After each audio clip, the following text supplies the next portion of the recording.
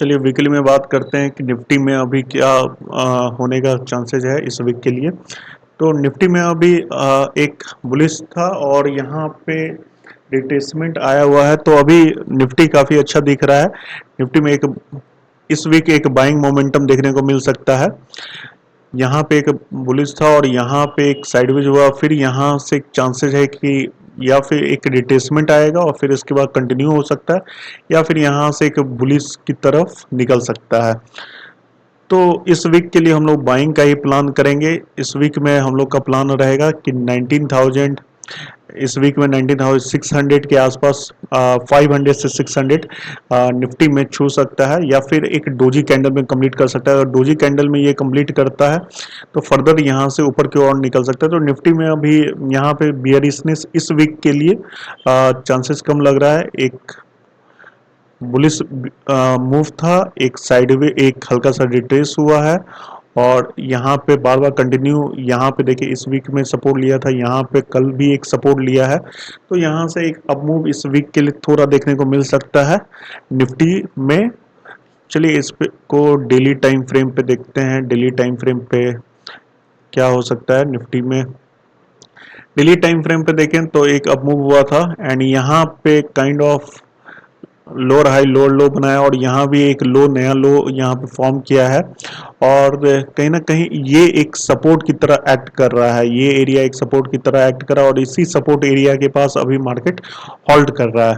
तो चांसेस है कि इस वीक के लिए अभी ऊपर की तरफ चांसेस है, और ध्यान रखिएगा कि इसके ऊपर निकलेगा 19,000 580 590 के ऊपर अगर क्लोजिंग मार्केट देता है तो यहाँ से फिर अब मूव का 19,900 से 20,000 का फिर टारगेट यहाँ पे ओपन हो जाएगा।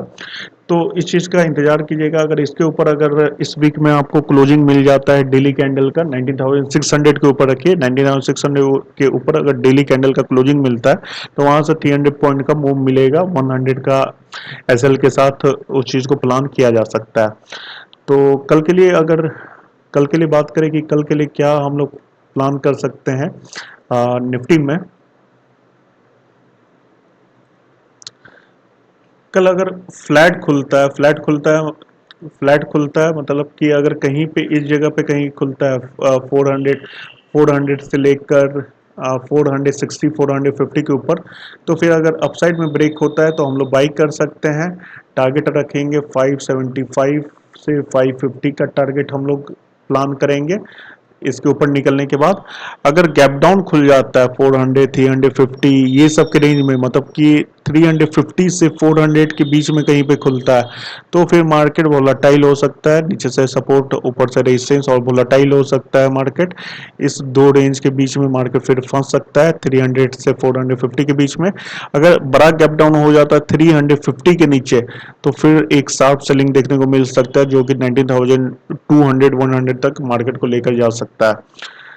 तो निफ्टी में अभी हम लोग बाइंग के लिए ही प्लान करना है। अगर बड़ा गैप अप हो जाता है 500 पे कहीं खुल जाता है तो थोड़ा देर वेट करना है और मार्केट को एक रेंज बनाने देना है। अगर यहाँ से डायरेक्टली ऊपर साइड में जाता है तो फिर अवॉइड कर देना, इग्नोर कर देना। लेकिन वहाँ से नीचे आता है फिर यहाँ पे रेंज बनाता है फिर ब्रेकआउट देता है तो वहाँ पे हमें बाई करना है। टारगेट 550 से सेकंड टारगेट 600 580 के आसपास का हम लोग प्लान कर सकते हैं।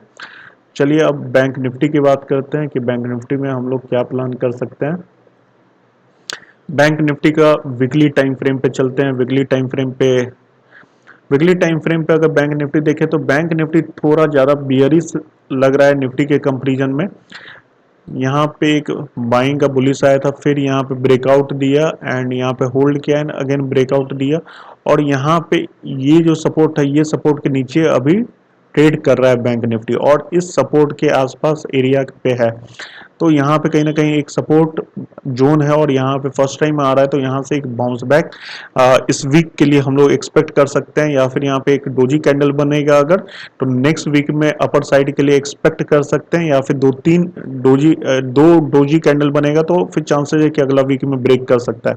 लेकिन अगर इस वीक में डोजी कैंडल बनता है तो अगला वीक एक ऊपर साइड के लिए ही हम लोग एक्सपेक्ट कर सकते हैं। तो बैंक निफ्टी में हो सकता है कि इस वीक में एक बुलिश कैंडल, ये अभी जो डोजी दिख रहा है ये एक बुलिश कैंडल बनते हुए यहाँ पे कहीं 44,000 800 900 के आसपास, 700 के आसपास क्लोजिंग भी दे सकता है ये अपर साइड में। चलिए दिल्ली पे देखते हैं, दिल्ली में ये बैंक निफ्टी का किस तरीके से प्लान कर सकते हैं। दिल्ली में अभी यहाँ पे डोजी कैंडल बना है, तो कल इस हाई के ऊपर निकलता है तो एक बाइंग का मोमेंटम देखने को मिल सकता है। मतलब ये हाई आपका हो गया 44,212, 44,212 के ऊपर निकलता है तो एक फिर बाइंग का, और ये डोजी, ये जो लो है ये लो एसएल की तरह काम करेगा, ये लो एसएल की तरह काम करेगा और इसके ऊपर हम लोग बाई कर सकते हैं। और 45,000 के आसपास तक का हम लोग टारगेट प्लान कर सकते हैं डेली के हिसाब से। तो डेली के हिसाब से एक डोजी बना हुआ है, अगर कंटिन्यू करना है तो इसके नीचे निकलना होगा, इसके नीचे निकलेगा तो ये हम लोग जाके शॉर्ट करेंगे।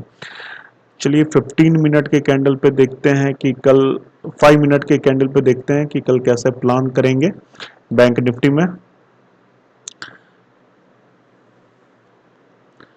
5 मिनट के कैंडल पे अगर देखें तो बैंक निफ्टी में हम लोग का प्लान रहेगा कि अगर कल फ्लैट खुलता है 44,100 से 44,090 पे बंद हुआ है, 44,100 से लेकर 44,200 के बीच में कहीं ओपन होता है और उसके बाद 44,200 ब्रेक करता है तो हम लोग बाई कर सकते हैं। टारगेट रहेगा 44,300 का पहला, और 44,400 तक का हम लोग का टारगेट रहेगा। यहाँ पे हम लोग पूरा प्रॉफिट बुक कर सकते हैं 44,400 के आसपास। तो यहाँ से एक बार रिटेस हो सकता है, फिर यहाँ से ऊपर फिर निकल सकता है, या फिर यहाँ पे अगर कुछ देर होल्ड करे और फिर ब्रेक करे तो यहाँ पे हम लोग बाई कर सकते हैं एक टारगेट के लिए 44,600 के लिए। और अगर कहीं भी गैप डाउन, बड़ा गैप डाउन होता है 43,900 के नीचे, अगर डायरेक्टली गैप डाउन अगर ओपन हो जाता है तो फिर से एक सेलिंग मोमेंटम दिख सकता है, जो कि 43,700 600 देखने को फिर लेवल मिल सकता है। लेकिन बड़ा गैप डाउन होना चाहिए 43,900 के नीचे। जब तक इसके नीचे नहीं निकलता हम लोग सेलिंग का, इसके नीचे गैप डाउन नहीं होता तब तक हम लोग सेलिंग का कल के लिए नहीं प्लान करेंगे। कल अगर कहीं भी फ्लैट ओपन होता है, अगर ये सब एरिया में 44,000 के आसपास ओपन होता है तो फिर यहाँ पे थोड़ा वोलेटाइल हो सकता है, और फिर हमें वेट करना होगा कि किस साइड में ब्रेक करता है। जिस साइड में ब्रेक करेगा उस साइड में फिर बाई या सेल करेंगे। मतलब सेल करने का लेवल रहेगा 43,900 और बाई करने का इसमें लेवल रहेगा 44,200 के ऊपर। अगर ये कहीं इस बीच में कहीं 44,000 के आसपास ओपन होता है फिर 43,900 निकलता है तो क्वांटिटी थोड़ा कम रखेंगे। अगर डायरेक्टली गैप डाउन होता है फिर यहाँ पे प्राइस एक्शन नीचे की तरफ मिलता है, या फिर 5 मिनट का कैंडल बना और उसके नीचे निकला तो यहाँ पे फिर शॉर्ट करने का हम लोग प्लान कर सकते हैं। 43,700 600 का हम लोग का टारगेट हो सकता है। तो फिलहाल इस वीडियो के लिए इतना ही। Thank you.